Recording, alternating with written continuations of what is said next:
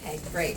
Hi, everyone. My name is Tamara Whiting, and I am the founder and executive director, CEO, you name it, I'm it, of Sister Friend. And we are so happy to be here today with you all, here with our new community partner, Global Links.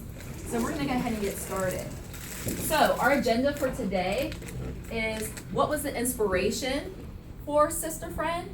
Periods, because I know that is really why you're here to talk about periods, our programs and how you can get involved. So a little bit about me.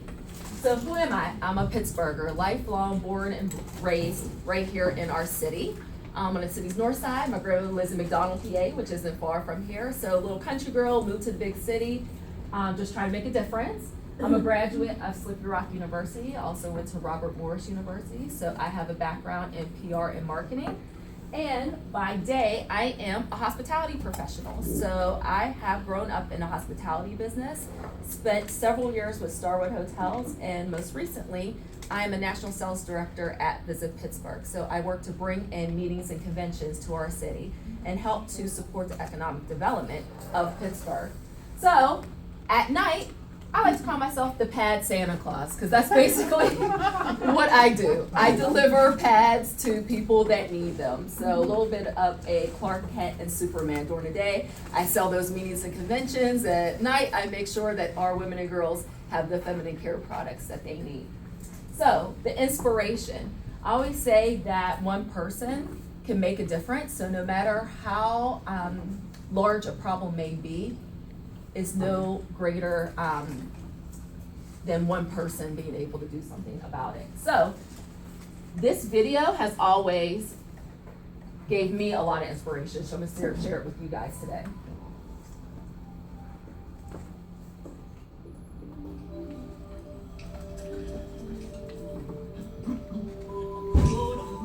Feel free to cry.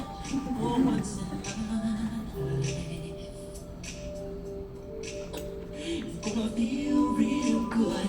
Gonna make a difference. Gonna make it right. How many people remember this? As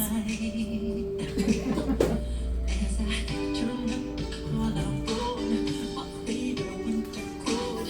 The spring is growing my mind. I see the kids in the street without enough to eat. Who am I to be blind, pretending not to see their need?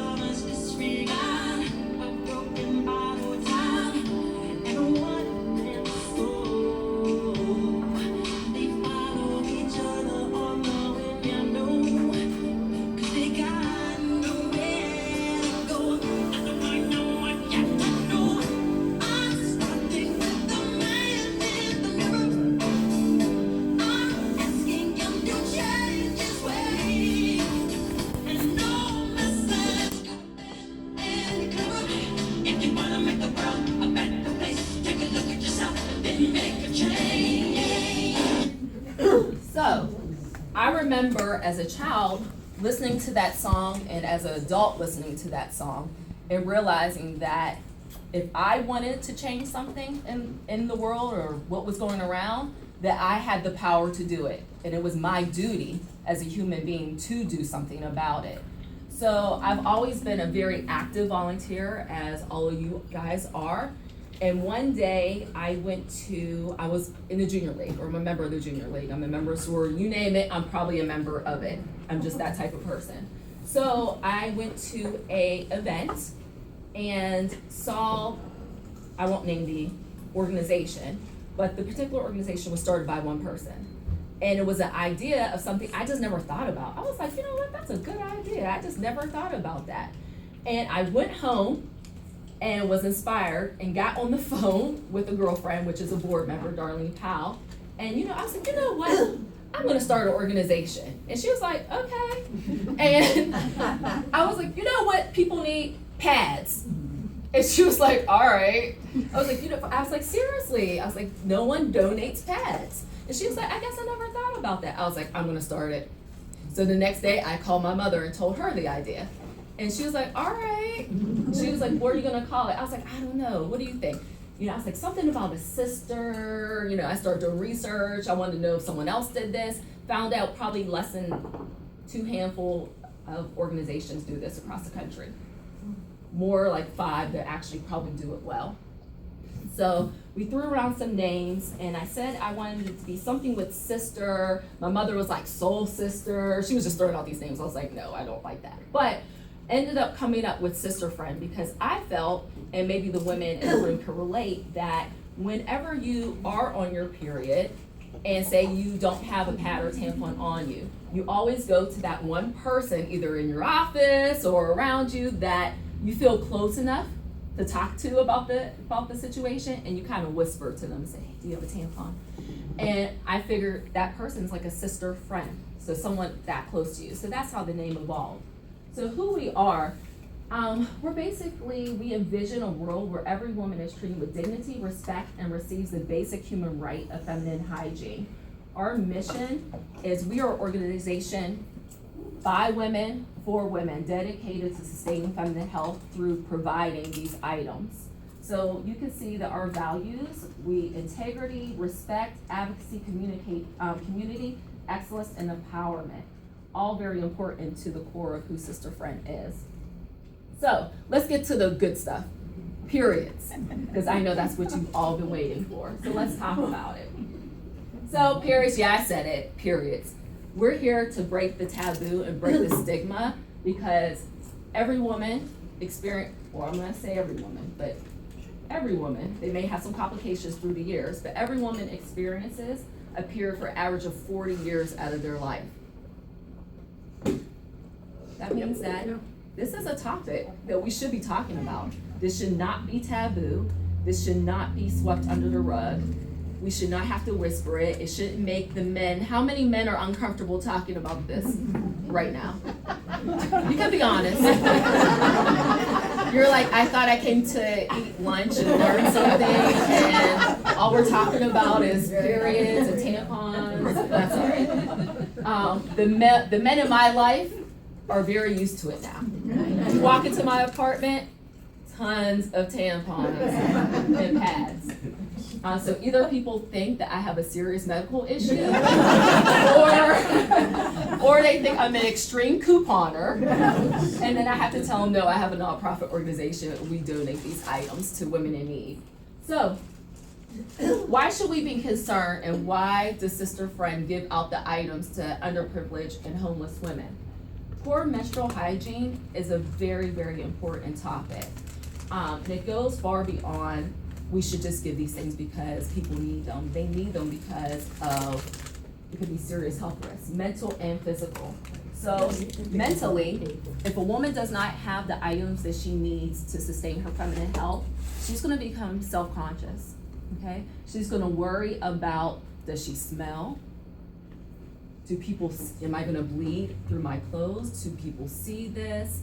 Think about the girls, are they gonna be stigmatized? They go to school, people are bullying them. How many people have ever been in the classroom when they were a kid and there was a friend on her period and she may not have smelled too well?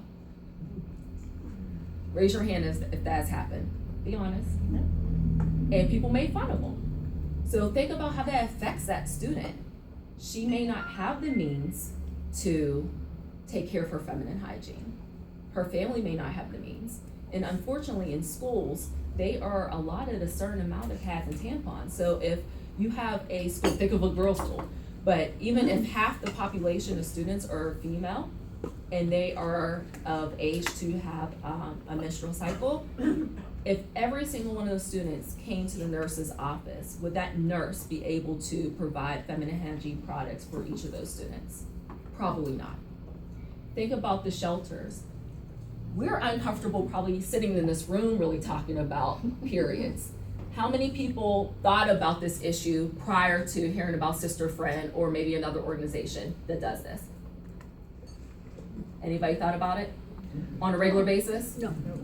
I remember I heard something, I think on the radio, about a young woman who wanted to provide things for free in schools so that the girls wouldn't even have to go to the nurse's office. That's great. Yeah. Anybody else? It's a big problem internationally. in poor countries for girls to be able to go to school, for young women, and it's a huge health problem too. Has anybody thought about it when it came to United States? No. Go ahead. The food pantries, cannot purchase the products with your SNAP benefits, Mhm. and so our congregation, supports a food bank every month, and it's an item that they request. We also do some outreach in, feeding programs, and those are the requests that you get, but it's that, do you have anything, Yep. the conversation in the back room, so it has bubbled up through some ministry groups. Yeah, yes? And along with that, our library has a box out front that people give food to, but as well as other products, household products, but it specifies, I'm just realizing, feminine hygiene products, right there in the library, so people are just now putting them in. Good. You So, must have had an influence. yes, it's all sister friend. But, no, I mean, I would say we've been in existence for a year, and only now am I hearing more about this issue in the US. I think internationally, we've heard about it, especially girls in India, a lot of the shame that goes along with them not being able to do a lot of activities while they're on their period, in other countries as well. But you don't think about it, I don't think we thought about it in the United States. I wanna say probably 90% of the people that I tell about Sister Friend say, I did not think about that. And you're a woman, you have to think about it every day, I mean, at least once a month, on average. You're thinking about it. So, it's time for us to think about our sisters that are either low income or homeless and see what their needs are. Because they don't have access, the homeless women do not have access, for the most part, to a bathroom like you would. So where are they changing? Where are they getting these items from? Since people really don't like to speak about it, no one donates it. So thank you to everyone that brought something today, because people really don't have drives. How many people have been a part of a coat drive? Okay. How many people have donated mini soaps and shampoos from the hotel stays? Okay.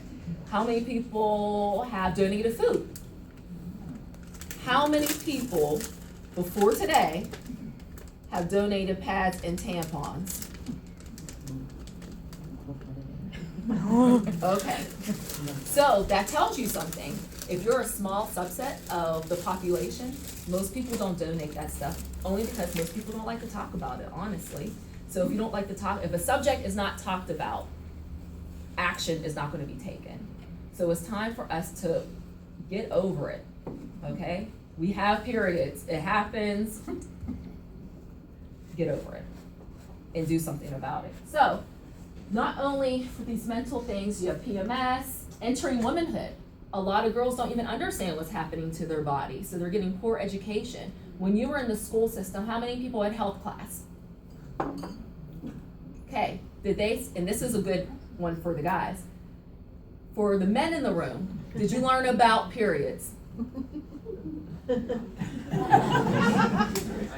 No. Okay. Because they usually segregate you, right?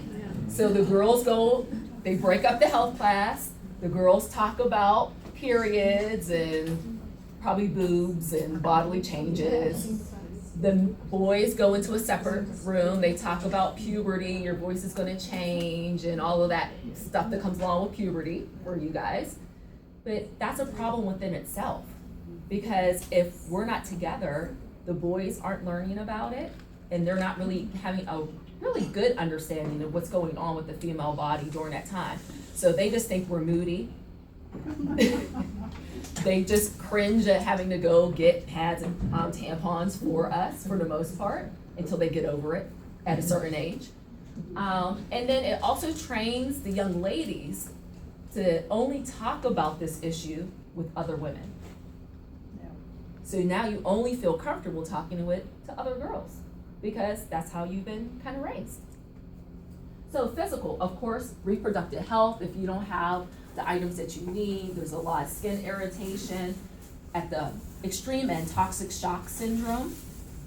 bodily odors, menstrual cramps. These are all things that can come from poor feminine hygiene.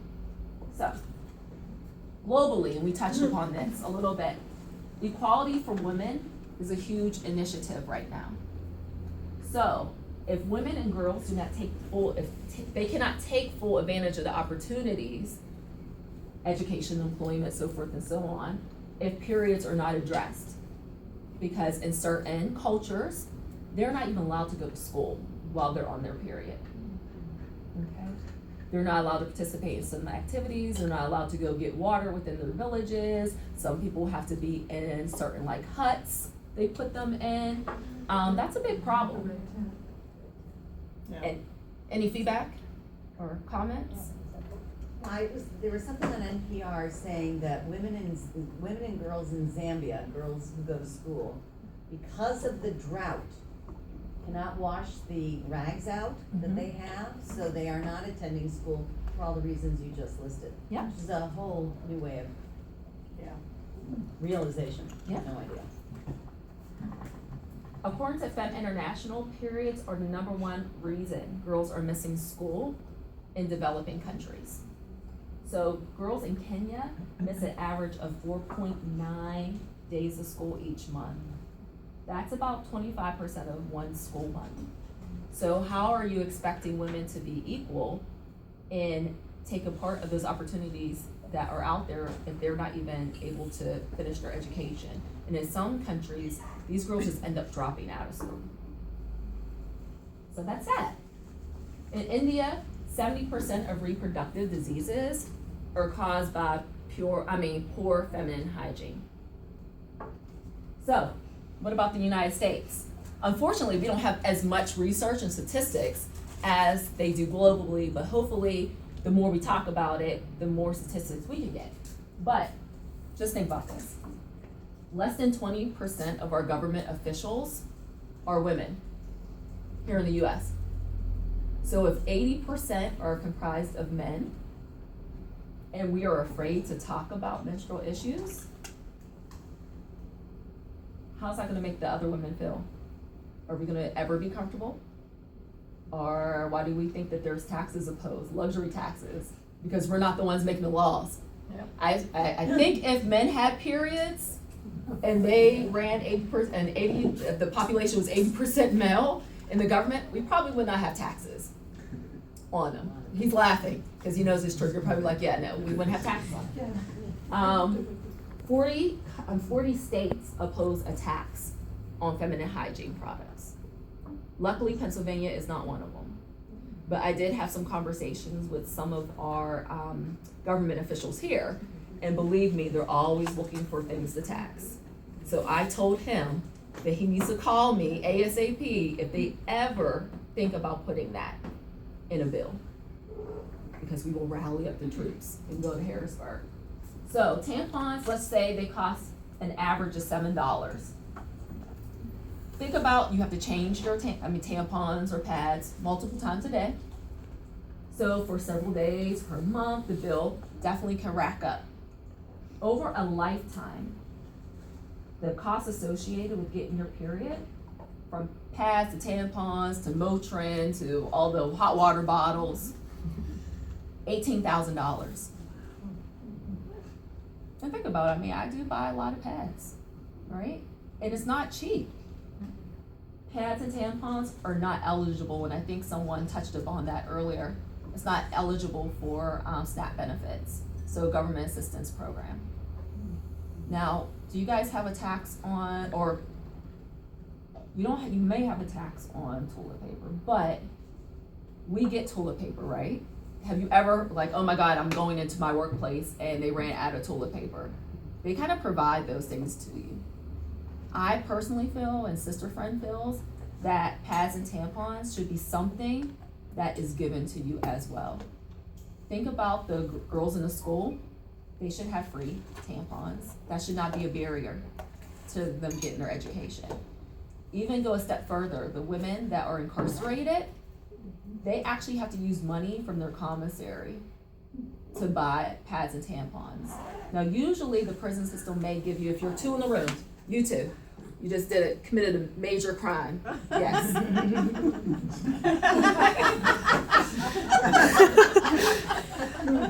You are now in a jail cell together. So, most of the time, how many women have been in maybe their workplace or a sorority or, your periods usually what? Sync up. Yeah. Think about women's prison. That's a lot of people in their periods at the same time. I decided to give you, as the male corrections officer, okay, about 5 pads. Make do. For each cell. So now you have 2 women, usually average of 5 days for their period, let's say. And now you have to figure out what to do with 5 pads I just gave you. I mean, that's enough to get you through, right? It's like a half a roll of toilet paper. I mean, if I just give you that, I'm sure you could figure out a way to take care of yourself. After that is used, they have to go to the commissary. So if you're already low income, where are you getting that money? Are people putting money on your books? Are they sending money for you to buy those items? Probably, maybe, hopefully, maybe not. So it's already embarrassing because there is a stigma that I now have to ask a male corrections officer for additional pads or tampons. Can you imagine, not even the embarrassment for the women, but because there's a lot of corrupt people, what they feel like they may have to do to get the items that they need, and how that could be used as a tool of power in that environment. It's pretty sad. And especially since most prison systems are privatized and they have lots of money. So they probably technically can't afford to give the women the feminine care products that they desperately need. So, moving on, there's good news. As of March of this year, 25 public schools in Queens and Bronx in New York made sanitary items or feminine care products available to their students for free. So that is much needed access to affordable initial products for over 11,000 students. So that is one of the goals here for Sister Friend as well, is we really want to advocate for free products, especially within our school system. We're in the United States, we can do it. And one thing I think about when Julie came on our team, and she'll probably tell you a little bit about how she got involved with Sister Friend. We just had this conversation that this is a tangible, we can wrap our arms around this, right? We can actually solve this problem. There's a lot of problems out there, but this is something that we probably can take care of if we needed to. Yeah, I'm sure we can make sure that our girls get feminine care products starting in Pittsburgh. So our programs. Our current programs, we do advocacy work, which I just touched upon a little bit just now. Distribution. So this is what we call a Sister Friend kit. So these are the kits that we actually deliver to our agency partners. In each of these kits, we have either 10 tampons, 10 pads, or a combination of the 2, because we believe women like choices. And a woman is able to take this bag, this brown paper bag, and have enough for their week. So this bag can supply a woman for 1 month.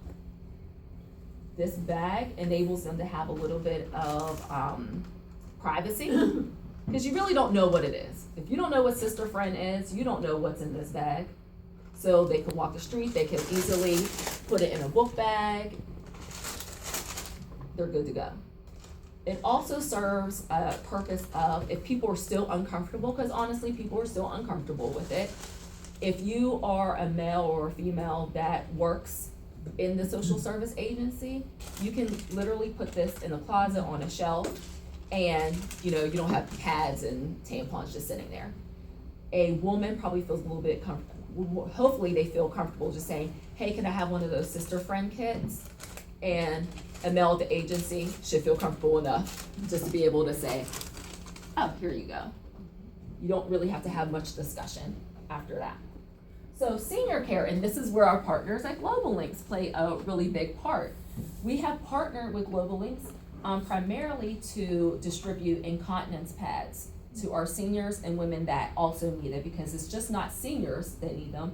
Imagine you may have bladder leakage after having a baby, or just after medical conditions in general.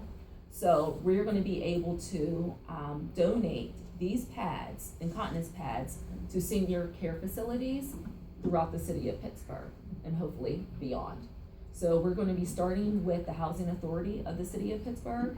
We're gonna be dropping off 300 for this month. So hopefully that will grow. We just literally brand new program, so we're gonna see how that goes, but we've already been contacted by the Allegheny County Housing Authority to do the same type of program.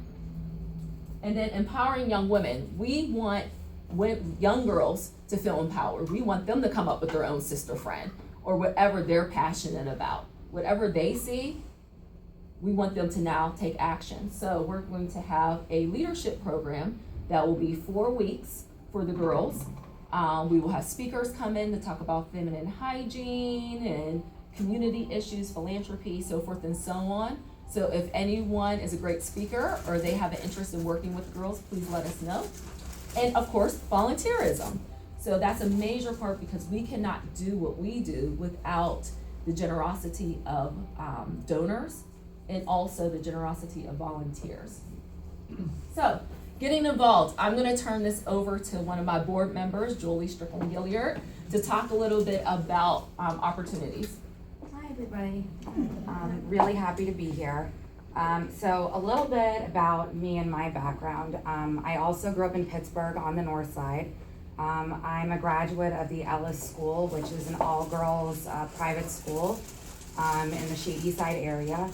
And so growing up and going to that school and being around all of those empowered young women, couldn't believe that I didn't have this idea myself.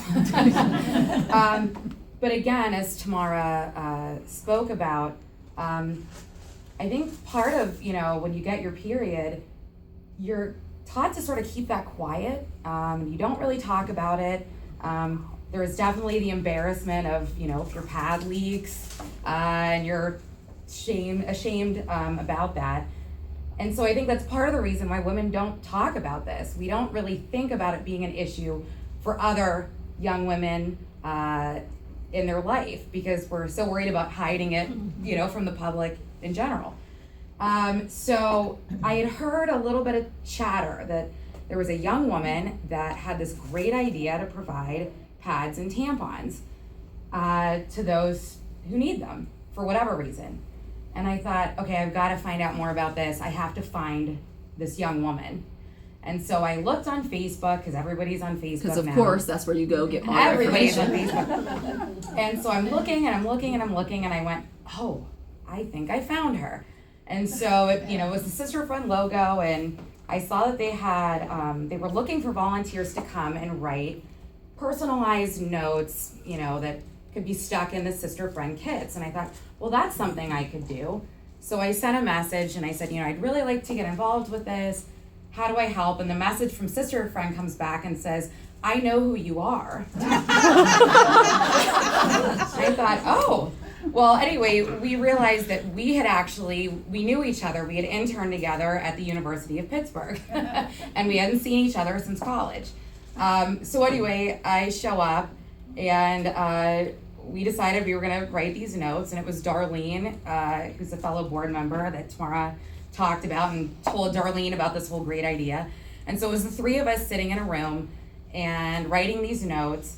And we were talking about this issue, and that, and what struck me and why I really wanted to get involved was, this is a problem we can solve. And there's a lot of issues out there. I like to solve problems. I like to fix things. And it is a little bit frustrating when the problem seems so big you don't even know where to start. I am a firm believer that one person can make a difference, and that's why I wanted to get behind Tamara and support her efforts. So, all that being said, I think one of the wonderful things about our volunteer programs that we have and ways that you can get involved is it takes all of us, men, women, folks that are homeless, to folks that have lots of money and can donate funds. Everybody has something that they can give back. I don't care if you receive our kits or you just like to volunteer. Everybody's input is necessary and helpful in solving this problem. So I know lots of people, you can be really busy or have lots of free time. We have opportunities for everybody to get involved. So one way, every single month, we have our packing events. So we have folks come out, we try to change the location around the city, making it a convenient location like local, the Carnegie libraries around town, so that if you don't have a car, it's accessible by bus, because we want to make this something where everybody can participate. And so we have our kits here that Tamara talked about, and it's a great way for us to get together, to chat, to hear feedback from the community about, this might be a great idea, and it's conversational and fun. It's a quick activity, we're done in 1 hour. So that's something, if you don't have a lot of time but want to get involved, that's a great way. And so we always advertise those opportunities on our Facebook page, on Twitter, Instagram, whenever we're gonna have an event, so that you have plenty of time to plan and join us. But being a startup nonprofit, and we have our board members, and of course Tamara, who's a force, but we need everybody. So we have plenty of opportunities to join committees with us. So we need folks that maybe have a research background and can help us get some statistics. When you go in to talk about this issue, it's always great to have as much background to provide people and stats, like Tamara had some here.